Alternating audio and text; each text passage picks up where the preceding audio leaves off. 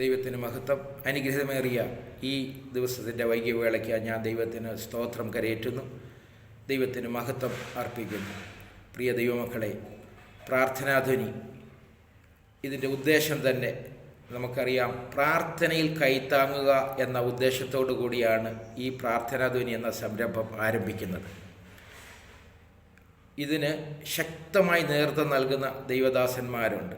ഇതിൻ്റെ പ്രാർത്ഥനാധ്വനിയുടെ ഇൻ്റർനാഷണൽ ഡയറക്ടറായിരിക്കുന്ന ഞങ്ങളേറെ ബഹുമാനിക്കുകയും സ്നേഹിക്കുകയും ചെയ്യുന്ന പാസ്റ്റർ ബെൻസൺ ഡാനിയൽ അവറുകൾ, ഇതിൻ്റെ ഇൻ്റർനാഷണൽ കോർഡിനേറ്ററായിരിക്കുന്ന പ്രിയ സായച്ചാൻ, വിവിധ രാജ്യങ്ങളായി 16 ചാപ്റ്ററുകളാണ് പ്രാർത്ഥനാധ്വനിക്ക് നിലവിലുള്ളത്. അതിൻ്റെ എല്ലാം ചുമതല വഹിക്കുന്ന എല്ലാ ചാപ്റ്ററിൻ്റെയും ചുമതല വഹിക്കുന്ന ദൈവദാസന്മാരുണ്ട്, ദൈവമക്കളുണ്ട്. ആത്മാർത്ഥമായി ഇതിനോടൊപ്പം ചേർന്ന് ഈ പ്രാർത്ഥനാധ്വനിക്ക് വേണ്ടി ആത്മാർത്ഥമായി പ്രവർത്തിക്കുകയും പ്രാർത്ഥിക്കുകയും കൈത്താങ്ങൽ തരികയും ചെയ്യുന്ന എല്ലാ സഹകാരികൾ, ദൈവമക്കൾ എല്ലാവരും ഓർത്ത് ദൈവനാമത്തിൽ എല്ലാ പ്രിയപ്പെട്ടവർക്കും ദൈവനാമത്തിലുള്ള സ്നേഹവന്ദനത്തെ ഞാൻ പ്രാരംഭമായി അറിയിക്കുകയാണ്. പ്രിയ ദൈവമക്കളെ, നമുക്കറിയാം അനേക വിഷയങ്ങൾ, ഇന്ന് വരെ ആയിരക്കണക്കിന് വിഷയങ്ങളാണ് നമ്മൾ ഏറ്റെടുത്ത് പ്രാർത്ഥിക്കുന്നത്. അനേക പ്രയാസത്തിൽ, ഭാരത്തിൽ, രോഗത്തിൽ, കഷ്ടതയിൽ, ഞെരുക്കത്തിൽ, അങ്ങനെ പല പ്രതിസന്ധിയിലൂടെ നമ്മളും നമ്മുടെ പ്രിയപ്പെട്ടവർ കടന്നു പോയിട്ടുണ്ട്,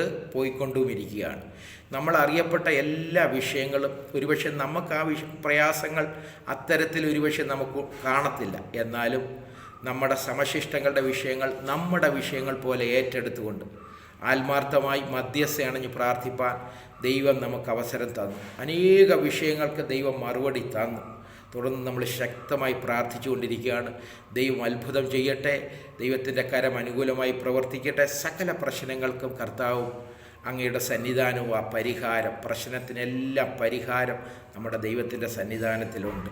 ഒരുപക്ഷെ പ്രാർത്ഥിക്കുമ്പോൾ ഇതിനെല്ലാം മറുപടിയും ഇതിന് പരിഹാരം ഉണ്ടാകണമെന്നല്ല. ഇന്നല്ലെങ്കിൽ നാളെ നിശ്ചയമായും നമ്മുടെ ദൈവം നമ്മളെ കൈവിടുകയില്ല. നമുക്ക് പ്രാർത്ഥിക്കാൻ. പ്രത്യേകം ഈ പുതിയ വർഷം മുതൽ നമ്മൾ പ്രഭാതത്തിൽ 6 മണി, ഇന്ത്യ സമയമാണ് ഞാൻ പറയുന്നത്, 6 മണി മുതൽ 7 മണി വരെ 1 മണിക്കൂർ നമുക്ക് വിവിധ രാജ്യത്തിൽ പല ടൈം സോണാണ്. അതെല്ലാവർക്കും ഇതിൽ സഹകരിക്കാൻ ബുദ്ധിമുട്ടുണ്ടെങ്കിലും ആവോളം നല്ല റെസ്പോൺസാണ് കഴിഞ്ഞ ദിവസങ്ങളിലൊക്കെ നമുക്ക് ലഭിച്ചുകൊണ്ടിരിക്കുന്നത്.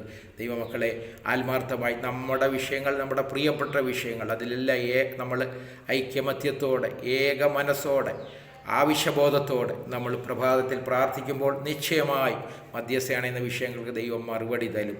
ദൈവം അതിശയമായി ഈ പുതിയ വർഷം 2025 പ്രവേശിപ്പാൻ ദൈവം നമുക്ക് അവസരം നൽകി. 8-ാം തീയതി ഈ വൈകിയ വേളയിൽ എനിക്കറിയാം പല രാജ്യങ്ങളിൽ പല ടൈം സോണുകളാണ്. ആ ടൈം സോണുകളൊക്കെ നിങ്ങൾ അത് സമയം വേർതിരിച്ച് ഫേസ്ബുക്കിലൂടെയും യൂട്യൂബ് ലൈവിലൂടെയും ഈ വചനം നിങ്ങളുടെ അടുത്തെത്തുകയാണ്. ദൈവം നിങ്ങൾക്ക് ആശ്വാസവും നമ്മൾ പ്രാർത്ഥിക്കുകയും നമ്മളുടെ പ്രയാസ പ്രതിസന്ധിയിലൂടെയൊക്കെ കടന്നു സകലത്തിനും വചനം നമ്മളെ ആശ്വസിപ്പിക്കുകയും പരിഹാരം തരികയും വചനത്തിന് വിടുതലുണ്ട്. ഒരു വചനം നമ്മൾ അത് വിശ്വാസത്തോടെ പറഞ്ഞാൽ, അത് അയച്ചാൽ അത് പോയി അതിൻ്റെ കാര്യം നിവർത്തിച്ച് മടങ്ങി വരും. അത് ആരേറ്റെടുക്കുന്നുവോ അവർക്കത് വിടുതലാകും. ചുമ്മാ കേട്ട് വിട്ടാൽ അത് അങ്ങനെ തന്നെ പോകും. ഇതൊരു വിത്താണെന്ന് നമുക്കറിയാം. ഉള്ളിൽ സംഗ്രഹിച്ചാൽ നല്ല നിലത്ത് വീണ വിത്ത് പോലെ 30, 60, 100 മേനിയായി വിളഞ്ഞ് അത് വളരെ അനുഗ്രഹത്തിന് കാരണമായി തീരും, വിടുതലിന് കാരണമായി തീരും. അല്ല, അതില്ല പൊതുസ്ഥലത്ത് വീണ വിത്ത് പോലെയാണെങ്കിൽ അത് പറവകൾ കൊത്തിക്കൊണ്ട് പോകും. കാരണം നമ്മൾ വചനം കേട്ടു പുറത്തിറങ്ങിയപ്പോൾ ലോക ചിന്തകൾ, അത് മുള്ളിൻ്റെ അവസ്ഥയായിരിക്കാം, നമ്മളെ ഞെരുക്കുന്ന അവസ്ഥയായിരിക്കാം, അല്ലെങ്കിൽ വേണ്ടവണ്ണം അതിന് ബേസ് ഇല്ലാതെ കേട്ട് മറന്നു കളഞ്ഞാൽ ആ വചനത്തിന്, ആ വിത്താകുന്ന വചനത്തിനൊന്നും നമ്മുടെ ജീവിതത്തിൽ ചെയ്യുവാൻ കഴിയുകയില്ല. ദൈവമക്കളെ, ദൈവം നമ്മളെ സഹായിക്കട്ടെ, അനുഗ്രഹിക്കട്ടെ, ആശ്വസിപ്പിക്കട്ടെ. പറയപ്പെടുന്ന വചനങ്ങൾ എല്ലാം നിങ്ങളുടെ ജീവിതത്തിന് വളരെ അനുഗ്രഹമായി തീരട്ടെ എന്ന് ഞാൻ ആത്മാർത്ഥമായി ആഗ്രഹിക്കുകയും പ്രാർത്ഥിക്കുകയും ചെയ്യുന്നു. ദയവായി വളരെ പ്രാർത്ഥനയോടുകൂടെ നമുക്ക് ദൈവസന്നിധിയിലായിരിക്കാം. നമുക്ക് ഈ വർഷത്തെ ജനുവരി മുതൽ 12 മാസം ഓരോ മാസവും ഓരോ വിഷയമാണ് നമുക്ക് ആസ്പദമായി ദൈവവചനം സംസാരിക്കുന്നതിന് ആസ്പദമായി നമ്മൾ തിരഞ്ഞെടുത്തിരിക്കുന്ന വിഷയം. ജനുവരി മാസത്തെ വിഷയം എന്ന് പറയാൻ നമ്മൾ അറിയുന്നത് പോലെ ആത്മാവിൽ നയിക്കപ്പെടുക എന്നുള്ളതാണ്. ദൈവമക്കളെ, നമുക്ക് നമ്മുടെ ലോകപ്രകാരം ബുദ്ധിയും ജ്ഞാനവും അറിവുണ്ട്, സമ്പത്തുണ്ട്, പദവിയുണ്ട്, അനുഭവജ്ഞാനമുണ്ട്. പല കാര്യങ്ങളും ലോകത്തിൻ്റെ കഴിവുകൊണ്ട്, പ്രാപ്തി കൊണ്ട്, സമ്പത്ത് കൊണ്ടും ഒക്കെ നമുക്ക് ചെയ്യുവാൻ കഴിയും, പദവി കൊണ്ട് ചെയ്യാൻ കഴിയും. എന്നാൽ അതിൻ്റെ പ്രയാസമെന്ന് പറയുന്നത് കുറവും എല്ലാം. മനുഷ്യൻ എന്ത് ചെയ്താലും അതിനൊരിക്കലും പൂർണ്ണത ഉണ്ടാകുകയില്ല. കുറവുണ്ട്, പരിധിയുണ്ട്, പരിമിതിയുണ്ട്. അതുകൊണ്ട് അതിൻ്റെ ഉത്തരവാദിത്വം ആർക്കായിരിക്കും? ചെയ്യുന്നവന് തന്നെ ആയിരിക്കും. മനുഷ്യനൊരു കാര്യം ചെയ്താൽ അതിൻ്റെ ഉത്തരവാദിത്വം ഭവിഷ്യത്തും അവരവർ തന്നെ അനുഭവിക്കണം. നല്ലതാണെങ്കിൽ നല്ലതായിരിക്കും. അതിന് എന്തെങ്കിലും ആഫ്റ്റർ എഫക്റ്റ് അല്ലെങ്കിൽ ഭവിഷ്യത്ത് വന്നു കഴിഞ്ഞാൽ അതിൻ്റെ ഉത്തരവാദിത്വം ആരാതിരിക്കുമെന്നറിയാം? അവർ തന്നെ ആയിരിക്കും. കാരണം ഇത് ദൈവഹിതപ്രകാരമായിരിക്കണമെന്നില്ല. ദൈവത്തോട് ആലോചന ചോദിക്കാതെയോ ദൈവഹിതപ്രകാരമല്ലാതെയോ ഒരു കാര്യങ്ങൾ സ്റ്റെപ്പ് വെച്ചാൽ അതിന് ദൈവത്തിനെ നമുക്ക് ഉത്തരവാദിത്വമോ ദൈവത്തിനെ കുറ്റം പറയാനോ നമുക്ക് കഴിയുകയില്ല. എന്നാൽ അപ്പോൾ ആദ്യം ഞാൻ പറഞ്ഞു, മാനുഷ്യമായി ചെയ്യുന്നത് പല കാര്യങ്ങളും, മനുഷ്യന് പല കാര്യങ്ങളും ചെയ്യുവാൻ കഴിയും. പല കാര്യങ്ങളും അത് ഭംഗിയായി നല്ലതായി ചെയ്യാൻ കഴിയും. എന്നാൽ അതിനെല്ലാം കുറ്റവും കുറവും നിശ്ചയമായി ഉണ്ടാകും. എന്നാൽ ദൈവം ഒരു കാര്യം ചെയ്താൽ അതിൻ്റെ പൂർണ്ണ ഉത്തരവാദിത്വം നമ്മുടെ ദൈവത്തിനായിരിക്കും. അതിന് ഒരിക്കലും ഒരു കുറവുണ്ടാകത്തില്ല, നിശ്ചയമാണ്. ദൈവം ഒരു കാര്യം ചെയ്താൽ അത് പെർഫെക്റ്റ് ആയിരിക്കും. അതിന് ഒരു കുറവും കുറ്റവും കാണത്തില്ല. അതുകൊണ്ടാണ് പറയുന്നത് ദൈവത്തിൻ്റെ വഴി എന്ന് പറയുന്നത്, അല്ലെ ദൈവത്തിൻ്റെ കരുതൽ എന്ന് പറയുന്നത് എന്താ? തികവുള്ളതാണ്. ദൈവത്തിൻ്റെ വഴി പൂർണ്ണതയുള്ളതാണ്, ശ്രേഷ്ഠമാണ്, ഉന്നതമായതാണ്. ദൈവം ഒരു കാര്യം ചെയ്താൽ അതിന് പിന്നെ മറ്റാരുടെയും സഹായം വേണ്ട.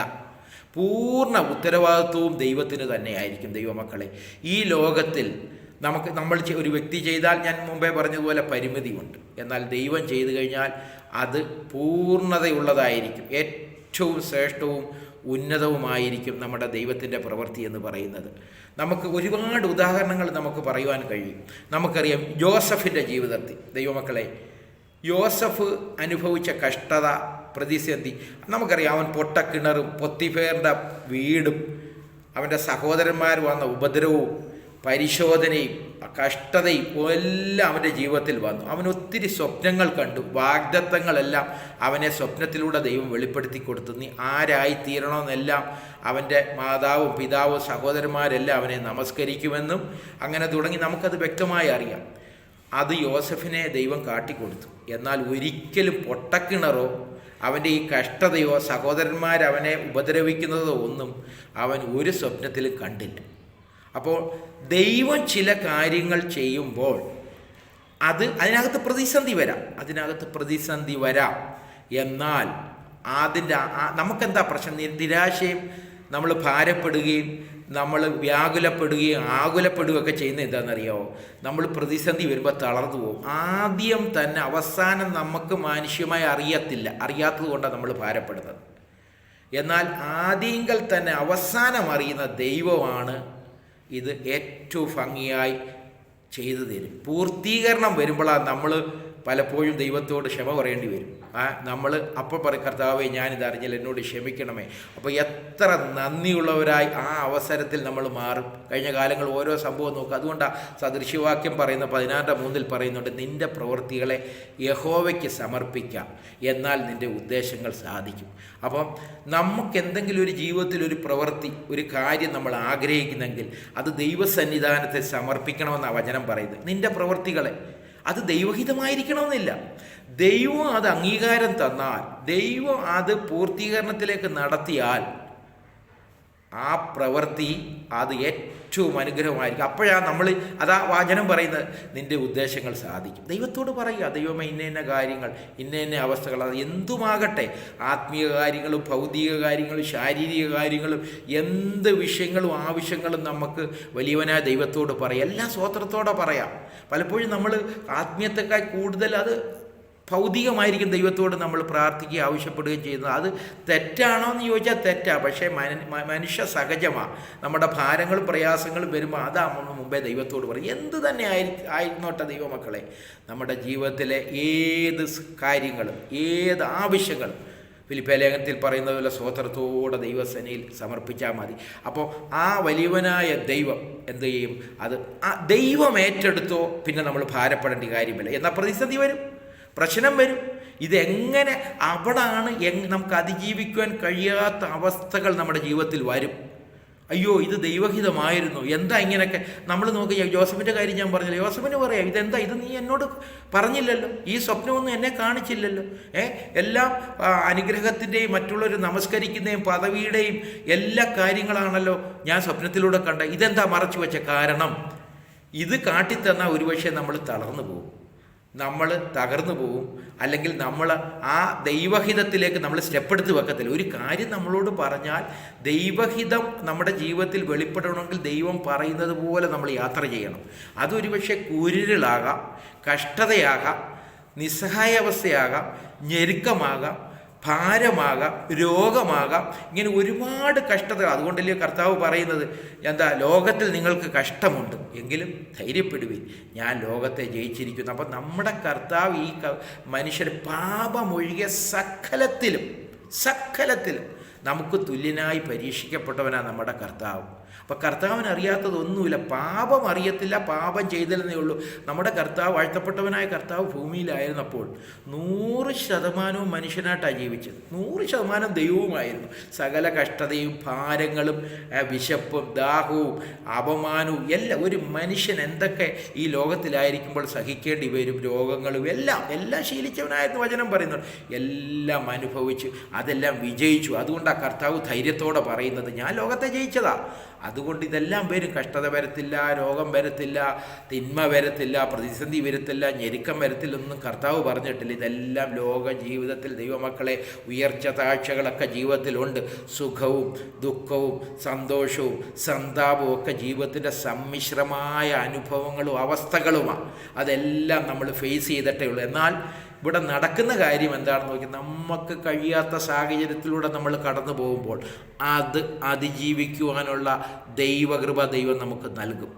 അത് നമ്മൾ വീണ് താളടിയായി പോകാതെ ഇരിക്കുവാനുള്ള കരുതലും സംരക്ഷണവും ഒരുപക്ഷെ ദൈവശബ്ദം കേട്ടെന്ന് വരികയില്ല. പക്ഷെ ദൈവം നമ്മളെ അനാഥരായി കൈവിടുകയില്ല, ദൈവം നമ്മളോട് കൂടെയിരിക്കും. അതുകൊണ്ട് പ്രശ്നം വരുമ്പോൾ കർത്താവ് ഇത് നീ അറിഞ്ഞാണോ, ഇങ്ങനെയൊക്കെയാണോ ദൈവഹിതം, ഇങ്ങനെയൊക്കെയാണോ ആത്മാവിൻ്റെ നടത്തിപ്പെന്നൊക്കെ നമ്മൾ ചോദിച്ചെന്നിരിക്കാം. അതൊക്കെ ഒരു കുഴപ്പമില്ല, അത് മനുഷ്യനാണ്. ഇതിൽ പരിഭവവും നിരാശയും വേദനയും ഒക്കെ സംഭവിക്കാം. ഒത്തിരി ദൃഷ്ടാന്തങ്ങൾ നമുക്കുണ്ട്.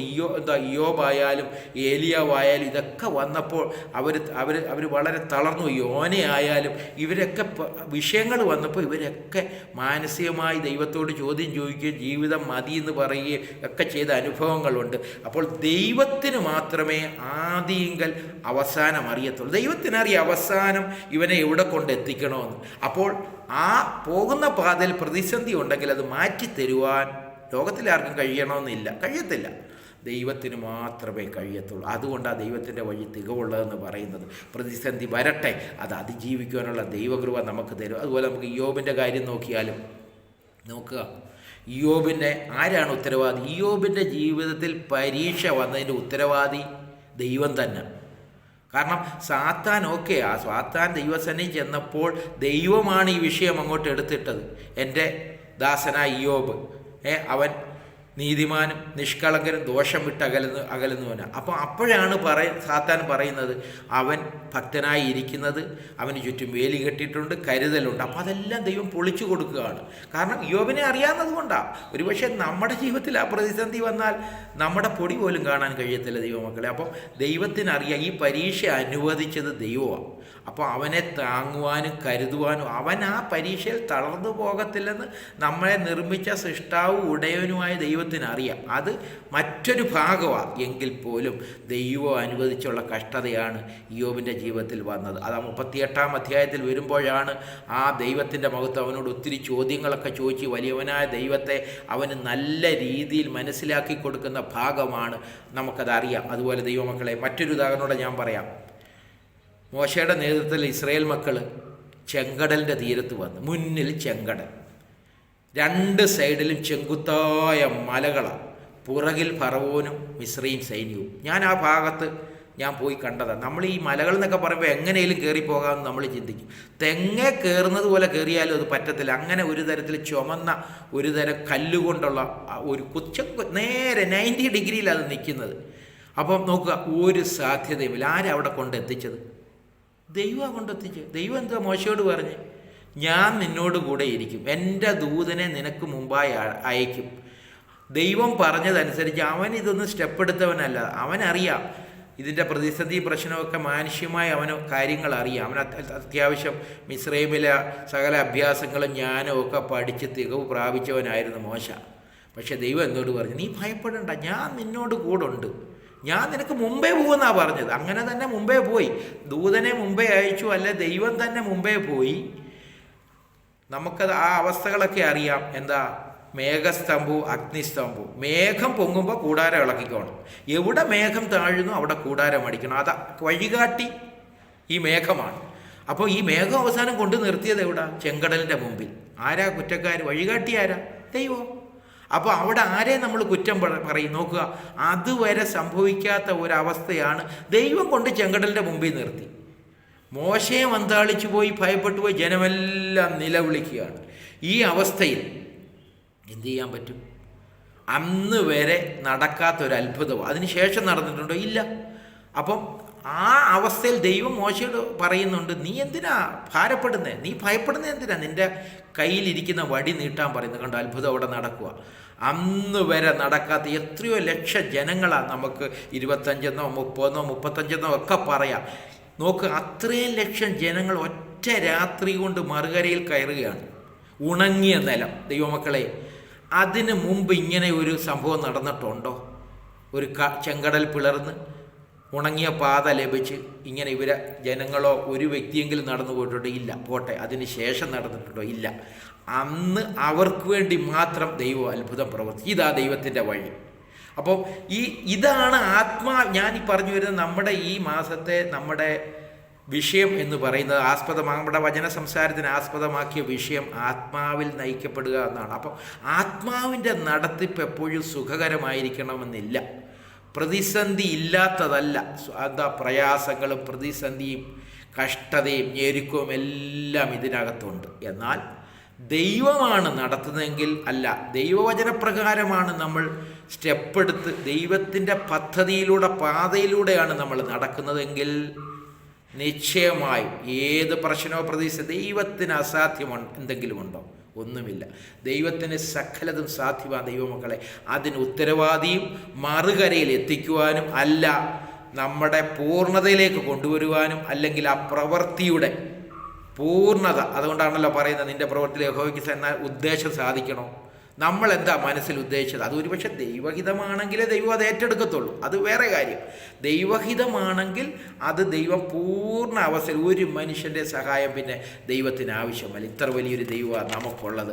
ദൈവം ആത്മാവിൻ്റെ നടത്തിപ്പ് എപ്പോഴും നിശ്ചയമായും അനുഗ്രഹത്തിലേക്കായിരിക്കും. പക്ഷെ ഞാൻ പറഞ്ഞ പോലെ പാത സുഗമമായിരിക്കണമെന്നില്ല. അതാ ദൈവം ഇതെല്ലാം വ്യക്തമായി ആദിയിൽ തന്നെ അറിയുന്നത് കൊണ്ട് ദൈവം പറയുന്ന, ദൈവം നമ്മളെ നടത്തുന്ന പാതയിലൂടെ പോയാൽ എന്ത് ചെയ്യുന്നറിയാമോ? വലഞ്ഞു പോകുവാനോ അലയുവാനോ ദൈവം ഒരിക്കലും അനുവദിക്കത്തില്ല. 1-2 ഭാഗങ്ങൾ ഇതിനാസ്പദമായി നമുക്ക് ചിന്തിക്കാം. നമുക്കറിയാവുന്ന ഭാഗങ്ങളെ ഇതൊക്കെ. നിങ്ങൾ പ്രാർത്ഥനയോട് കൂടി ഇരിക്കുക. 4-ാം അധ്യായം, ലൂക്കോസിൻ്റെ സുവിശേഷം 4-ാം അധ്യായത്തിൽ നമ്മൾ കാണപ്പെടുന്നില്ല, നമുക്കെല്ലാം അറിയാവുന്ന ഭാഗമാണ്. യേശു പരിശുദ്ധാത്മാവ് നിറഞ്ഞവനായി യോർദാൻ വിട്ടു മടങ്ങി. ആത്മാവ് അവനെ മരുഭൂമിയിലേക്ക് നടത്തി. ദൈവമക്കളെ നോക്കുക, പരിശുദ്ധാത്മാവ് നിറഞ്ഞവനായിട്ട് ആ സ്നാനം കഴിഞ്ഞ് നമ്മുടെ കർത്താവായ യേശു ക്രിസ്തു യോർദാൻ വിട്ടു മടങ്ങുന്നത് പരിശുദ്ധാത്മാവ് നിറഞ്ഞവനായി. എന്നിട്ട് നേരെ ഈ ആത്മാവിൻ്റെ നടത്തിപ്പ് എങ്ങോട്ടാണെന്നറിയാം? മരുഭൂമിയിലൊക്കെ. നമുക്കറിയാം, സാത്താനായി പരീക്ഷിക്കപ്പെടേണ്ടതിനാ 40 ദിവസം സാത്താനാൽ വിവിധ പരീക്ഷകൾ ഉണ്ടായിരുന്നു. അതെല്ലാം പരീക്ഷയിലും ദൈവം വിജയിച്ചു. സാത്താൻ എന്ത് തന്ത്രം കൊണ്ടുവന്നാലും വചനത്തിലൂടെ അവൻ ഇടപെട്ടെങ്കിൽ വചനം കൊണ്ട് തന്നെ ദൈവം ആ പരീക്ഷയും എല്ലാം വിജയിച്ചു എന്ന് നമുക്കറിയാം. ആത്മാവ് അവനെ മരുഭൂമിയിലേക്ക് നടത്തി. ദൈവമക്കളെ, എന്താ ഈ മരുഭൂമി? സത്യത്തിൽ ആത്മാവാണ് നടത്തുന്നത്. ഞാൻ മുമ്പേ പറഞ്ഞതുപോലെ നമ്മളൊരു പ്രശ്നത്തിലൂടെ മുന്നോട്ട് പോവുക. അപ്പം നമ്മൾ ചിന്തിക്കും, ദൈവമല്ലേ ഇത് നടത്തുന്നത്. അപ്പം ദൈവത്തോട് നമ്മൾ കാര്യം പറഞ്ഞു, കർത്താവേ എന്നെ ഈ പ്രശ്നത്തിൽ നിന്ന് വിടുവിക്കണം. ദൈവം പറഞ്ഞു, ഭയപ്പെടണ്ട, ഞാൻ നിന്നോട് കൂടെയുണ്ട്. ഭ്രമിച്ച് നോക്കണ്ട, ഞാൻ നിൻ്റെ ദൈവമാകും. ഞാൻ നിന്നെ ശക്തീകരിക്കും, ഞാൻ നിന്നെ സഹായിക്കും. എൻ്റെ നീതിയുള്ള കരം കൊണ്ട് ഞാൻ നിന്നെ താങ്ങും. ഈ ഒരു ഇമ്പശബ്ദം നമ്മൾ കേട്ട് കഴിയുമ്പോൾ നമ്മൾ ധൈര്യപ്പെടും. സാരമില്ല, കുറച്ച് അങ്ങോട്ട് പോകുമ്പോഴാണ് ദൈവമക്കളെ ഏകാന്തത വരുന്നത്. ഈ മരുഭൂമി എന്ന് പറഞ്ഞാലുണ്ടല്ലോ വരണ്ട പ്രദേശം. മരുഭൂമിയുടെ അർത്ഥം എന്ന് പറഞ്ഞാൽ തന്നെ എന്താ? വരണ്ട പ്രദേശമാണ്, ഉണങ്ങിയ സ്ഥലമാണ്. ഒരിറ്റ് വെള്ളം, ഒരു തുള്ളി വെള്ളം കിട്ടാൻ ഒരു നീരുറവയോ അങ്ങനെ വെള്ളത്തിൻ്റെ ഒരു സാധ്യതയുമില്ല. നിർജ്ജനമാണ്, ഒരു മനുഷ്യനെ കാണാൻ കഴിയത്തില്ല. ശൂന്യതയാണ്, ഏകാന്തതയാണ്, ഒറ്റപ്പെട്ട അവസ്ഥയാണ്, ആരും സഹായിക്കാനില്ലാത്ത അവസ്ഥയാണ്. നമ്മൾ തന്നെ ഉള്ളൂ ആശ്രയമില്ലാത്ത. നമുക്കറിയാം ചില മരുഭൂമികളിലൊക്കെ, അത് രാജസ്ഥാനിലേക്കാൾ നമ്മൾ ഈ സൗദി അറേബ്യയിലൊക്കെ നോക്കിയാൽ സൗദി അറേബ്യയുടെ ഏകദേശം പകുതി ഭാഗം മരുഭൂമിയാണ്, പകുതിയിൽ മേൽ. വലിയ രാജ്യമാണ്, ഇന്ത്യയിലേക്കാൾ വലിയ രാജ്യമാണ്. അവിടെ പലപ്പോഴും പറയുന്ന ആൾക്കാർ പറയും, ഇവരിങ്ങനെ നടന്ന് വാഹനങ്ങളൊക്കെയാണ് പോകുന്നത്, വെള്ളമൊക്കെ സ്റ്റോറേജ് ചെയ്ത് അവരാവശ്യത്തിനാണ് പോകുന്നത്. എന്നിട്ട് അവിടെ ചെന്ന് എവിടെങ്കിലും ഇവർ അങ്ങോട്ടോ ഇങ്ങോട്ടോ ഇടത്തോ വലത്തോ തിരിഞ്ഞു കഴിഞ്ഞാൽ പിന്നെ എവിടെ നിന്നാണ് വന്നതെന്ന് ഇവർക്ക് അറിയാൻ പറ്റത്തില്ല. 4 നോക്കിയാലും ഇത് ചുറ്റപ്പെട്ട് കിടക്കുക, ഒറ്റപ്പെട്ട് കിടക്കുക, ഒന്നും കാണാൻ കഴിയത്തില്ല. എവിടെ നോക്കിയാലും മരുഭൂമി. പിന്നെ എങ്ങോട്ട് പോകണമെന്ന് അറിയാം. അനേകരങ്ങനെ മരണപ്പെട്ടിട്ടുണ്ട് ദൈവമക്കളെ. ഇതാ മരുഭൂമി, ആരും സഹായമില്ല, ഒരു ആശ്വാസമാക്ക് പറയാനില്ല. പോട്ടെ, നമ്മളിപ്പോൾ ഒരു കാര്യത്തിന് വേണ്ടി ഭാരപ്പെടുന്നു, പ്രാർത്ഥിക്കുന്നു. ലോകപ്രകാരം ഒരുപക്ഷെ ആ സാഹചര്യത്തിലൂടെ നമ്മളൊക്കെ കടന്നു പോകുന്നവരാലും പോട്ടെ എന്ന് തോളിൽ തട്ടി സാരമില്ല ഞങ്ങൾ പ്രാർത്ഥിക്കാം എന്ന് പറയാൻ ഒരുപക്ഷെ ആൾ കാണത്തില്ല. ഭാരപ്പെടേണ്ട ഒരു നല്ല വാക്ക്, അവർ പ്രാർത്ഥിക്കേണ്ട, എന്നാലും ഭാരപ്പെടേണ്ട എന്നൊരു വാക്ക് പോലും പറയാൻ ഒരുപക്ഷെ നമുക്ക് ആരും കാണത്തില്ല ദൈവമക്കളെ. എന്നാൽ നമുക്കറിയാം നമ്മുടെ അവസ്ഥകൾ, സാഹചര്യം, അത് ഞെരുക്കമായാലും ഒറ്റപ്പെട്ട അവസ്ഥയായാലും ആരും സഹായമില്ലെങ്കിലും ദൈവത്തിൻ്റെ കരം നമുക്ക് വേണ്ടി പ്രവർത്തിക്കും. ഈ അവസ്ഥയിൽ എന്താണെന്നറിയോ, എല്ലാവരും നമുക്ക് കൂടെ ഉണ്ടായിരിക്കുമ്പോൾ നമ്മുടെ കൂടെ, നമ്മുടെ പ്രാർത്ഥിക്കാനായാലും എല്ലാ കാര്യത്തിനും നമ്മുടെ കൂടെ എല്ലാത്തിനും ആളും സഹായം ഉണ്ടെങ്കിലുണ്ടല്ലോ നമുക്ക് ആ ദൈവത്തിൻ്റെ പ്രവൃത്തിയുടെ ശ്രേഷ്ഠത മനസ്സിലാകത്തില്ല. അപ്പം ദൈവമാണ് ഇത് അത്ഭുതം ചെയ്തതെന്ന് നമുക്ക് അംഗീകരിക്കാനും കഴിയത്തില്ല. കാരണം മനുഷ്യൻ്റെ സഹായം കൊണ്ട് നമുക്ക് പല കാര്യങ്ങൾ ചെയ്യാൻ കഴിയും, മനസ്സിലായോ? പക്ഷേ ദൈവം ചെയ്താൽ അത് ഞാൻ മുമ്പേ പറഞ്ഞതുപോലെ പൂർണ്ണതയുള്ളതായിരിക്കും, അതിന് കുറവും കുറ്റവും ഒന്നും ഉണ്ടാകത്തില്ല. അപ്പം പ്രതിസന്ധിയിലൂടെ നമ്മൾ നീങ്ങുമ്പോൾ നമ്മൾ ചിന്തിക്കും ആരുമില്ല, ഉണ്ട്, കർത്താവുണ്ട്. കർത്താവ് ഇതെല്ലാം കാണുകയും അറിയുകയും നമ്മുടെ കൂടെ ഇരിക്കുന്ന നല്ലൊരു കർത്താവാണ് നമുക്കുള്ളത്. അവസ്ഥകളെ നിമിഷം, രാവും പകലും പോലെ വിഷയങ്ങൾക്ക് പരിഹാരം തരുവാൻ നമ്മുടെ കർത്താവിന് കഴിയും. അപ്പോൾ ഈ സാത്താനാൽ പരീക്ഷിക്കപ്പെടുന്നതിന് വേണ്ടി നമ്മുടെ കർത്താവ് മരുഭൂമിയിലേക്കാണ് പോയത്. കണ്ടോ, അവിടെ വെച്ചാൽ പരീക്ഷിക്കുന്ന, ആരുമില്ല സഹായിക്കുവാൻ. കർത്താവിന് സഹായത്തിൻ്റെ ആവശ്യമില്ല എങ്കിൽ പോലും ഞാൻ പറഞ്ഞ ഒരു കർത്താവിനെ പരീക്ഷിക്കുവാൻ ആത്മാവ് ഈ തരത്തിലാണ് കൊണ്ടുപോയെങ്കിൽ നമ്മളെ എത്രയധികമാണ് ദൈവമക്കളെ. അപ്പോൾ ഇതെല്ലാം നമുക്ക് ദൃഷ്ടാന്തമായി മുന്നിൽ കിടക്കുക. അപ്പോൾ ഇങ്ങനത്തെ അവസ്ഥയിലൂടെയാണോ ഞാനും നിങ്ങളും ഒക്കെ കടന്നു പോകുന്നെങ്കിൽ ഭാരപ്പെടണ്ട. ഒരു നല്ല വാക്ക് പറയുവാനോ ആശ്വസിപ്പിക്കുവാനോ ഒന്ന് പ്രാർത്ഥിക്കുവാനോ ഒന്നും നമുക്ക് ആളില്ലെന്ന് വന്നേക്കാം. അതാണ് വരണ്ട, ഉണങ്ങിയ, നിർജ്ജനമായ, ശൂന്യതയുള്ള, ഏകാന്തപ്പെട്ട, ഒറ്റപ്പെട്ട അവസ്ഥയായ മരുഭൂമി പോലെ നമ്മുടെ ജീവിതയാത്രയിൽ പ്രയാസങ്ങൾ വരുമ്പോൾ നമ്മൾ എന്തു ചെയ്യണം? ആത്മാവിൻ്റെ നടത്തിപ്പാണോ? ഭാരപ്പെടേണ്ട. പക്ഷേ ആത്മാവിൻ്റെ നടത്തിപ്പില്ലാതെ ഈ പറയുന്ന പ്രശ്നങ്ങളിലൂടെ പോയാൽ ദൈവമോ ആരും ഇതിന് ഉത്തരവാദിയല്ല. ആ മനുഷ്യൻ, നമ്മളാണൊരു തീരുമാനം എടുത്തിട്ട് ഈ പ്രതിസന്ധിയും കഷ്ടതയും ഒറ്റപ്പെടലും നിന്നേയും പരിഹാസവും ഒക്കെ വരുമ്പോൾ അതിൻ്റെ ഉത്തരവാദി നമ്മൾ തന്നെ. എന്നാൽ ദൈവം പറഞ്ഞിട്ടാണ് നമ്മൾ ഇറങ്ങിത്തിരിച്ചെങ്കിൽ അതിൻ്റെ പൂർണ്ണ ഉത്തരവാദിത്വം നമ്മുടെ ദൈവത്തിനുള്ളതാണ്, പ്രിയ ദൈവമക്കളെ. അപ്പോൾ ഇതാണ് ആ മരുഭൂമിയിലേക്ക് പോയത്. എന്തിനാണെന്നറിയോ?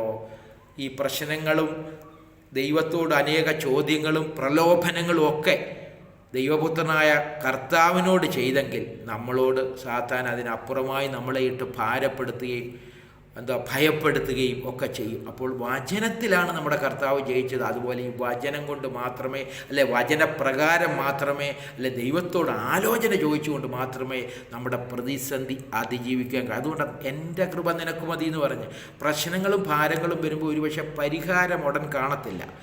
കൃപയായിരിക്കും ദൈവം തരുന്നത്. ആ പ്രശ്നം അതിജീവിക്കുവാൻ, ആ പ്രതിസന്ധി അതിജീവിക്കുവാൻ, അത് ഓവർകം ചെയ്യുവാനുള്ള ദൈവകൃപ, ആ തത്സമയത്ത് കൃപയാണ് ദൈവം നമുക്ക് ദാനമായി തരും. അടുത്തത് ഒരു ഭാഗവും കൂടെ നമുക്ക് ചിന്തിക്കാം. പത്രോസിന് ഇതെല്ലാം അറിയാവുന്ന ഭാഗങ്ങളാണ്. പത്രോസിൻ്റെ നമുക്കറിയാം, പത്രോസിൻ്റെ അപ്പോസ്തല പ്രവൃത്തി 12-ാം അധ്യായത്തിൽ നമുക്കറിയാം യാക്കോബിനെ യോഹന്നാൻ്റെ സഹോദരനായ യാക്കോബിനെ അവർ വാളുകൊണ്ടുവന്ന്, ഹെരോദ രാജാവിൻ്റെ ഭരണകാലത്തെ കാര്യമായി ഇവിടെ പറയുന്നത് നമുക്ക് അറിയാവുന്ന ഭാവം.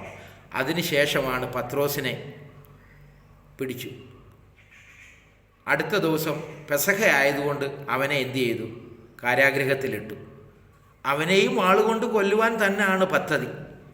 അപ്പോൾ അവിടെ നമ്മൾ കണ്ടൊരു കാര്യമാണ് പറയുന്നത്. നോക്കുക, ഇവിടെ ഒരു ആത്മാവിൻ്റെ ഒരു നടത്തിപ്പാണ് ഞാൻ പറയുന്നത്. മാനുഷ്യമായി ഒരിക്കലും ഈ കാര്യങ്ങൾ ഓവർകം ചെയ്ത് പത്രോസിന് കാരാഗൃഹത്തിൽ നിന്ന് പുറത്തു വരാൻ കഴിയത്തില്ല. അത് നമുക്കറിയാം. എന്നാലും ഞാനൊന്ന് വിശദീകരിക്കാം. ദൈവമക്കളെ, അവനെ ജനത്തിൻ്റെ മുമ്പിൽ നിർത്തുവാൻ ഭാവിച്ചതിൻ്റെ തലേ രാത്രി പത്രോസിനെ 2 ചങ്ങലയാൽ ബന്ധിക്കപ്പെട്ടവനായി എന്ന് പറഞ്ഞാൽ അകത്ത് 2 പടയാളികൾ ചങ്ങലയാൽ ബന്ധിച്ച് അവരുടെ മധ്യ അവൻ ഉറങ്ങുക. അവൻ ഉറങ്ങുന്ന കാര്യമൊക്കെ നമുക്കറിയാം. അവനെ പറ്റിയുള്ള ദൈവിക വാഗ്ദത്തം കൊണ്ട് അവനറിയാം ഈ വിഷയം കൊണ്ട് ഇവൻ തകർന്നു പോകത്തില്ല, ഇവൻ്റെ ജീവനെ അപഹരിക്കുവാൻ കഴിയത്തില്ല എന്നാൽ നമുക്കതറിയാം. അവനോടുള്ള വാഗ്ദത്തമുണ്ട്. വൃദ്ധനാകുമെന്നും അവന് ആ സമയത്ത് അവൻ അരകെട്ടി ശുശ്രൂഷിക്കുന്നുള്ള ദൈവിക വാഗ്ദത്തം ഉള്ളത് കൊണ്ട് തന്നെ സുഖമായി ഉറങ്ങി. അപ്പോൾ ഇതിന് പുറത്ത് അവനെ കാപ്പാൻ 4 ചേവകരുള്ള 4 കൂട്ടത്തെ ഏൽപ്പിച്ചു വാതിലിന് പുറത്ത്. അപ്പോൾ എത്രയായി? 16. അകത്ത് ചങ്ങലയിൽ 2 പേരെ നിർത്തി 18 കാവൽക്കാരുണ്ട് അവനെ ആ സമയത്ത്. പത്രോസിന് 18 ചേവകർ 4 കൂട്ടമുണ്ട്. അത് വാതിലിന് പുറത്താണ്. അകത്ത് ചങ്ങലയാൽ ബന്ധിക്കപ്പെട്ട് 2 പടയാളികളുടെ നടുവിൽ അവൻ ഉറങ്ങുന്നു. അപ്പോൾ 18 പേരുടെ നടുവിലാണ്. അത്രയും കാവൽക്കാർ ഈ പത്രോസ് രക്ഷപ്പെടാതിരിക്കുവാൻ വേണ്ടി ഹേരോദാവ് അവിടെ അറേഞ്ച് ചെയ്തിട്ടുണ്ട്. ഭയമാണ്. കാരണം ഇങ്ങനെ പല അവസരങ്ങളിൽ ഇവർ രക്ഷപ്പെട്ടു പോയിട്ടുണ്ട്. അപ്പം നമുക്ക് ആ അവസ്ഥയൊക്കെ അറിയാം. അപ്പോൾ സഭ എന്ത് ചെയ്യുക? ശ്രദ്ധയോടെ പ്രാർത്ഥിക്കുക. ഞാൻ അതിനകത്ത് ഒരു ആശയം അല്ലെ ഒരു ദൂത് നിങ്ങളോട് അറിയിക്കാം. ദൈവമക്കളെ, സത്യത്തിൽ ഈ പത്രോസിന് വിടുതൽ കിട്ടിയത് എന്തുകൊണ്ടാണ്? നമ്മൾ പറയും അവർക്ക് വിശ്വാസമില്ലായിരുന്നു. വിശ്വാസമുണ്ടായിരുന്നു. സഭയുടെ ശ്രദ്ധയോട് കൂടിയ പ്രാർത്ഥന വളരെ ഫലിക്കും. അപ്പം അതിൻ്റെ അടുത്ത ഭാഗം കൂടെ പറഞ്ഞിട്ട് നമുക്ക് ആ വിഷയത്തിലേക്ക് വരാം. നോക്കുക, അങ്ങനെ അവിടെ ഇരിക്കും. നമുക്കറിയാം, പെട്ടെന്ന് തന്നെ ദൂതൻ വരുന്നു. അവൻ്റെ വിലാപ്പുറത്ത് തട്ടിയിട്ട് പറയുന്നു, എഴുന്നേൽക്ക് വേഗം. അപ്പം ചങ്ങലയെല്ലാം വീണു. അവനോട് പറഞ്ഞു, ദൂതൻ അവനോട് അരകെട്ടി ചെരുപ്പിട്ട് മുറുക്കുക. അങ്ങനെ അവൻ ചെയ്തു. സത്യത്തിൽ ഇവന് അപ്പം ബോധമില്ല. പിന്നീട് പറയുന്നുണ്ട് അപ്പോൾ അങ്ങനെ ദൂതൻ അവനെ തട്ടി ഉണർത്തി എല്ലാ ചെരുപ്പും ഇട്ട് അരയും മുറുക്കി റെഡിയായി എൻ്റെ പിന്നാലെ വരാൻ പറയുന്നുണ്ട്. അപ്പം നോക്കുക, അങ്ങനെ അവർ 1-ാം കാവലും നമുക്ക് ആ വിഷയം അറിയാം. 1-ാം കാവലും കഴിഞ്ഞു, 2-ാം കാവലും കഴിഞ്ഞു. അപ്പം ഈ കാവലൊക്കെ അവന് നോക്കുക, അവൻ്റെ നടത്തിപ്പ് ആത്മാവിനാലാണ്. ദൂതനെ അയച്ച് അവനെ വിടുവിക്കുക. അവനൊന്നും അറിയുന്നില്ല. 1-ാം കാവലും 3-ാമത്തെ കാവൽ എന്ന് പറയുന്ന ഇരുമ്പ് ഗേറ്റ. അത് നമ്മൾ എന്തിക്കും ഇന്നത്തെ പോലെ സെൻസർ പോലെ. ഇന്ന് നമ്മൾ ചില മാളിലൊക്കെ ചെല്ലുമ്പോൾ തന്നെ നമുക്കറിയാം സെൻസർ ഉള്ളത് കൊണ്ട് അത് ഓപ്പൺ ആകും ഓട്ടോമാറ്റിക്. അതുപോലെ തുറന്നു. മറ്റ് 2 എങ്ങനെയാണെന്ന് പറഞ്ഞിട്ടില്ല. ഒരു പക്ഷേ ദൂതൻ അത് തുറന്ന് പുറത്തായിരിക്കാം, അല്ലെ ആത്മാവിലൂടെ. അത് ദൈവത്തിൻ്റെ സകലതും സാധ്യമാണ്. അപ്പം അങ്ങനെ അവൻ അപ്പുറത്ത് പോയി. അപ്പോൾ അവരിതൊന്നും അപ്പം നോക്കുക, ഇതാണ് ആത്മാവിൻ്റെ നടത്തിപ്പെന്ന് പറയുന്നത്. മാനുഷ്യമായി നടത്തിപ്പ് വന്നാൽ ഈ പട്ടാളക്കാരുടെ ഇടയിൽ നിന്നവർക്ക് പോകാൻ പറ്റത്തില്ല. അഥവാ പോയാലും ഈ 1-ാം കാവലും 2-ാം കാവലും 3-ാം കാവലും കടന്നൊരിക്കലും അവന് പുറത്തിറങ്ങാൻ പറ്റത്തില്ല. കേട്ടോ, ഇതാണ് ആത്മാവിൻ്റെ നടത്തിപ്പെന്ന് പറയുന്നത്. അങ്ങനെ പട്ടണത്തിലേക്ക് പ്രവേശിക്കുന്ന 1-ാം കാവലും കഴിഞ്ഞു, 2-ാം കാവലും കടന്നു. പട്ടണത്തിൽ ചെല്ലുന്ന ഇരുമ്പ് വാതിൽ അതും അവിടെ എത്തി. അതും അവർക്ക് സ്വതമേ തുറന്നെന്നാണ് പറഞ്ഞത്. സെൻസർ പോലെ, ഓട്ടോമാറ്റിക് സംവിധാനം പോലെ അത് തുറന്നു. ദൈവമക്കളെ, അന്ന് ആ സംവിധാനം ഇല്ലെങ്കിലും ദൈവം അത് ആ ഓട്ടോമാറ്റിക് സിസ്റ്റം ദൈവം അവിടെ അപ്ലൈ ചെയ്തു. നോക്കുക, അത് ഇന്നാണ് നമുക്ക് മനസ്സിലാകുന്നത്. അത് അങ്ങനെ തുറന്നു. അവർ പുറത്തിറങ്ങി തെരുവ് കടന്നു. ഉടൻ ദൂതം വിട്ടുപോയി. പിന്നെ ഇവന് അപ്പോഴാണ് അവിടെ പറയുന്നത്, പത്രോസിന് സുബോധം വന്നിട്ട് കർത്താവ് തൻ്റെ ദൂതനെ അയച്ചു. കണ്ടോ, അപ്പോഴേ അവന് ബോധം വന്നു. അപ്പോൾ ഇത്രയും നേരം അവൻ്റെ നടത്തിപ്പ് എന്തായിരുന്നു? സുബോധമില്ലാത്ത അവസ്ഥയിൽ ആത്മാവ് അവനെ നടത്തിയ. ദൈവമക്കളെ, അതിനുശേഷമാണ് നമുക്കറിയാം അവൻ നേരെ ചെന്നത് എന്താണെന്നറിയാമോ? മർക്കോസ് എന്ന് മറുപേരുള്ള യോഹന്നാൻ്റെ അമ്മ മറിയയുടെ വീട്ടിൽ അവർ സഭ പ്രാർത്ഥിച്ചുകൊണ്ടിരിക്കുക. അനേകരവരെ കൂടി പ്രാർത്ഥിച്ചുകൊണ്ടിരിക്കുക. അവിടെ നമുക്കറിയാം രോധ ഇവനെ കണ്ടിട്ട് ഭയപ്പെട്ടു പോയി. അപ്പോൾ എൻ്റെ ഒരു ചോദ്യം, ദൈവമക്കളെ, സഭയാണ്. ഒരു സഭയെന്ന് പറയുന്നത് ഒരു പക്ഷേ 10 പേരാകാം, 50 പേരാകാം, 100 ആകാം, 200 ആകാം, 500 ആകാം, എത്രയോ ആയിക്കോട്ടെ, 2-3 പേർ, അത് എത്രയായാലും അത് സഭയാണ്. അപ്പം നമ്മൾ പലരും പറയുന്നുണ്ട് അവർക്ക് വിശ്വാസമില്ലായിരുന്നു രോധ എന്ന് പറഞ്ഞപ്പം അവർ അകത്തിയെന്ന് പറയുമ്പോൾ അവർ പറയുന്നുണ്ട് നിനക്ക് ഭ്രാന്തുണ്ട്. അവിടെ എല്ലാവരും എന്ന് പറഞ്ഞിട്ടില്ല. ഞാനൊരാശയം നിങ്ങളോട് പറയട്ടെ. ഈ രോധ ഇവനെ കണ്ടു കഴിഞ്ഞപ്പോൾ സത്യത്തിൽ ഇവരെന്തിനു വേണ്ടിയാണ് പ്രാർത്ഥിച്ചത്? പത്രോസിൻ്റെ വിടുതലിന് വേണ്ടിയാണ് പ്രാർത്ഥിച്ചത്. പക്ഷേ പത്രോസ് വിടുവിച്ച് പുറത്ത് വന്നപ്പോൾ ഇവരടുത്ത് വന്നപ്പോൾ ഇവർക്കത് വിശ്വസിക്കാൻ കഴിഞ്ഞില്ല. എല്ലാവർക്കും വന്നു. അല്ല, ഞാനൊരു ഒരു കാര്യം പറയാം. അവിടെ പ്രാർത്ഥിച്ചത് 50 പേരാണെന്ന് വിചാരിക്കട്ടെ. ഈ രോധയെന്ന് പത്രോസിനെ കണ്ടപ്പോൾ ഓടിച്ചെന്ന് പറഞ്ഞപ്പം അപ്പോഴും ഈ രോധ പറയുന്നതോ രോധയോടോ റിപ്ലൈയോ പറയാത്ത കുറച്ച് പേരും അവിടെ കാണുമെന്ന് ഞാൻ വിശ്വസിക്കുന്നുണ്ട്. 50 പേരാണെങ്കിൽ ഒരുപക്ഷെ 40 പേരെ അത് ഈ രോധ വന്ന് പറഞ്ഞത് കണ്ടു കാണും. ബാക്കി 10 പേരായിരിക്കും ആത്മാർത്ഥമായി അവിടെ എന്താ സംഭവിച്ചതെന്നോ ആരാ മുട്ടിയെന്നോ ആരാ വന്നതെന്നോ മറ്റുള്ളവരെന്താ റിപ്ലൈ പറഞ്ഞത് നമുക്കത് പറയാൻ പറ്റും. കാരണം നമ്മളൊരു സഭയിൽ ഒരു ആരാധന നടക്കുമ്പോൾ ഞാൻ തന്നെ ചിന്തിച്ചിട്ടുണ്ട്. ചില ആൾക്കാർ അവർ കറക്റ്റ് പറയും. നമ്മളിപ്പോൾ 10 മീറ്റിംഗ് അവർ 10:30 വന്നത്, അവർ നേരത്തെ പോയി. അപ്പോൾ ഇതെല്ലാം അവർ വാച്ച് ചെയ്തുകൊണ്ടിരുന്ന നോക്കിക്കൊണ്ടിരുന്ന അല്ലെ അവർ ഇന്ന ഭാഗത്തായിരുന്നേ. ഇതൊന്നും അറിയാത്ത എത്രയോ പേര് നമ്മുടെ സഭയിൽ അവർ വരും, അവരുടെ സ്ഥാനത്തിരിക്കും, അവർ പ്രാർത്ഥിക്കും. ഇപ്പോൾ സഹോദരന്മാരാണെങ്കിൽ അവരവിടെ ഇരുന്ന് പ്രാർത്ഥിക്കും, സഹോദരിമാരാണെങ്കിൽ അവർ തലയിൽ മൂടുപടമൊക്കെ ഇട്ട് അവരിരുന്ന് പ്രാർത്ഥിക്കും. അവിടെ എന്താ നടക്കുന്നത്, ആരാ ഇറങ്ങുന്നത്, ആരാ പോകുന്നത് ഒന്നും ചിന്തിക്കാത്ത ദൈവമക്കളെ എത്രയോ പേർ അവിടെ ഉണ്ടെന്നറിയാം. അപ്പോൾ അതുപോലാണ് ഞാനത് ചിന്തിക്കുക. 50 പേരാണ് ഈ മറിയയുടെ വീട്ടിൽ സഭയായി കൂടിയിരുന്ന് പ്രാർത്ഥിച്ചെങ്കിലുണ്ടല്ലോ. എല്ലാവരും ഒന്നും ഇവിടെ പറഞ്ഞിട്ടില്ല. ഈ രോധ എന്ന് പറഞ്ഞപ്പോൾ കുറച്ച് പേര് വിശ്വാസമില്ലാത്തവരാ വിളിച്ച് പറഞ്ഞു നിനക്ക് ഭ്രാന്തുണ്ട്, അവൻ ഒരിക്കലും വരത്തില്ലെന്ന്. എന്നാൽ ഞാൻ നിങ്ങളോടൊരു കാര്യം പറയാം. അവിടെ ഒരു 10 പേരെങ്കിലും, ഞാൻ എൻ്റെ ഒരു ഭാവനയിൽ ഒരു ആശയമാണ് ഞാൻ നിങ്ങളോട് പറയുന്നത്. അങ്ങനെ കാണത്തില്ലേ? കാണും. അവിടെ ഈ രോധ വന്നതും വിളിച്ചതും ഒന്നും അറിയാത്ത ഒരു 10 പേര് ഒരു പക്ഷേ അവിടെ കാണും. അവരുണ്ടല്ലോ, അവരുടെ പ്രാർത്ഥന കൊണ്ടാണ് ഈ പത്രോസ് ഈ ജയിലിൽ നിന്ന് വിടുവിച്ച് പുറത്തു കൊണ്ടുവന്നതെന്ന് ഞാൻ പൂർണ്ണമായി വിശ്വസിക്കുന്നു. മറ്റുള്ളൊരു അഭിപ്രായം പറഞ്ഞവരുടെ അവർ പ്രാർത്ഥിച്ചു കാണും. വിശ്വാസത്തോടു കൂടിയല്ല അവർ പ്രാർത്ഥിച്ചത്. അതാണ് നമുക്കവിടെ. അതുകൊണ്ട് അവിടെ പ്രത്യേകം പറഞ്ഞിട്ടുണ്ട് അവരിൽ ചിലരെന്നാണ് പറയുന്നത്, എല്ലാവരും പറയുന്നില്ല. കുറച്ച് പേര് മാത്രമാണ് ഈ രോധയ്ക്ക് റിപ്ലൈ പറഞ്ഞിരിക്കുന്നത്. എല്ലാവരും അങ്ങനെ പറഞ്ഞു എന്ന് അവിടെ കാണുന്നില്ല. അതിൻ്റെ അർത്ഥം ദൈവമക്കളെ, ഞാൻ പറഞ്ഞല്ലോ എണ്ണത്തിലല്ല, എല്ലാവരും വിശ്വസിക്കണമെന്ന് ഒരു നിർബന്ധവുമില്ല. ഒരാളെങ്കിലും വിശ്വസിച്ച് പ്രാർത്ഥിച്ചാൽ ദൈവത്തിൻ്റെ പ്രവൃത്തി നടക്കും. ഇതാണ്. അപ്പോൾ അവരുടെ വിശ്വാസം കണ്ട് മാത്രമാണ് ഈ പത്രോസിനെ കാരാഗ്രഹത്തിൽ നിന്ന് ദൈവം ദൂതനെ അയച്ച് വിടുവിച്ച്. അതാണ് ആത്മാവിൻ്റെ നടത്തിപ്പ്. ദൈവമക്കളെ, പ്രാർത്ഥിച്ചു കഴിഞ്ഞാൽ ദൈവത്തിൻ്റെ പ്രവൃത്തി ദൈവം അത് ചെയ്തു തരും. അതാണ് അതിന് പിന്നെ തടസ്സമൊന്നുമില്ല. അതിന് രാജാവും തടസ്സമല്ല, പടയാളികളും തടസ്സമല്ല, ഇരുമ്പ് ഗേറ്റും തടസ്സമല്ല. എത്ര കാവലുണ്ടെങ്കിലും അതെല്ലാം ഓവർകം ചെയ്ത് വരുവാൻ ദൈവത്തിനത് നിസ്സാര കാര്യമാണ്, സാധ്യമാണ് ദൈവമക്കളെ. അതാണ് നമ്മളവിടെ ഒരു കാര്യം കൂടെ വേഗത്തിൽ പറഞ്ഞ് ഞാൻ ഈ വചനഭാഗം ഇവിടെ അവസാനിപ്പിക്കാം. നമുക്കറിയാം സമാഗമന കൂടാരം. എന്താ സമാഗമന കൂടാരം എന്നെല്ലാം നമുക്കറിയാം. ഇസ്രായേൽ മക്കൾ മരുഭൂമിയിലൂടെ നടന്നപ്പോൾ അവർക്ക് ആരാധിക്കുവാൻ വേണ്ടി ദൈവം ക്രമീകരിച്ച ഒരു സംവിധാനമാണ്, ഒരു സെറ്റപ്പാണ്, ഒരു ക്രമീകരണമാണ് ഈ സമാഗമന കൂടാരം. സമമായി ആഗമിക്കുന്നു. ആരാ? സമം ആയി ആഗമിക്കുന്ന കണ്ടുമുട്ടുന്ന സ്ഥലം. ആരാ സമമായി വരുന്നത്? ദൈവവും മനുഷ്യനും. ദൈവവും മനുഷ്യനും സമമായി ആഗമിച്ച് കണ്ടുമുട്ടുന്ന കൂട്ടിമുട്ടുന്ന സ്ഥലമാണ് സമാഗമന കൂടാരം. അത് ദൈവത്തിൻ്റെ പദ്ധതി അനുസരിച്ച് മോശയോട് പറഞ്ഞതനുസരിച്ച് ഈ സമാഗമന കൂടാരം ദൈവം അത് രൂപകൽപ്പന ചെയ്തത്. അതിൻ്റെ കാര്യങ്ങളൊക്കെ അത് വിശദമായി പറയാനുണ്ട്. അത് നമുക്കറിയാം. അത് ഓരോരുത്തരെ ഏൽപ്പിക്കുകയാണ് ചെയ്യുന്നത്. അതായത് ലേവിയുടെ പുത്രന്മാരായ 3 പുത്രന്മാരെയാണ് ഇതിൻ്റെ ചുമതലകളൊക്കെ ഏൽപ്പിക്കുന്നത്. അപ്പം എവിടെ മേഘം താഴുന്നോ ഉടൻ തന്നെ ഇവരെന്ത് ചെയ്യണം? ആ സമാഗമന കൂടാരം അവിടെ അടിച്ചു കൂട്ടി എല്ലാ സെറ്റപ്പും ചെയ്ത് അതിൻ്റെ ക്രമീകരണങ്ങളൊക്കെ ചെയ്ത് അവിടെ അവർ ദൈവത്തിൻ്റെ മരുഭൂമിയിലെ ദൈവത്തിൻ്റെ ആലയമായിരുന്നു ഈ സമാഗമന കൂടാരം. പിൽക്കാലത്ത് അവർ കനാനിൽ വന്നതിന് ശേഷമാണ് യെരുശലേമിൽ നമുക്കറിയാം ശലോമോൻ്റെ കാലഘട്ടത്തിലാണ് യഥാർത്ഥമായ ആലയം എന്ന് പറഞ്ഞാൽ ഇത് ടെമ്പററിയാണ്, താൽക്കാലികമായിരുന്നു മരുഭൂമിയിൽ സ്ഥിരമായ ഒരു ആലയം. അതെല്ലാം പിന്നെ നശിക്കപ്പെട്ടു. AD 70 ഇപ്പം നിലവിലൊന്നുമില്ല. വിലാപമതിൽ എന്നൊരു ചെറിയ ഒരു ഭാഗം മാത്രമേ അവിടെ ഉള്ളൂ. അതൊക്കെ നമുക്കറിയാവുന്ന കാര്യമാണ്. അപ്പോൾ ഈ സമാഗമന കൂടാരത്തിലെ 3 ഭാഗങ്ങളാണ് ഉള്ളത്. ഞാൻ വേഗത്തിൽ അത് പറഞ്ഞു നിർത്താം. 3 ഭാഗമാണ് ഉള്ളത്.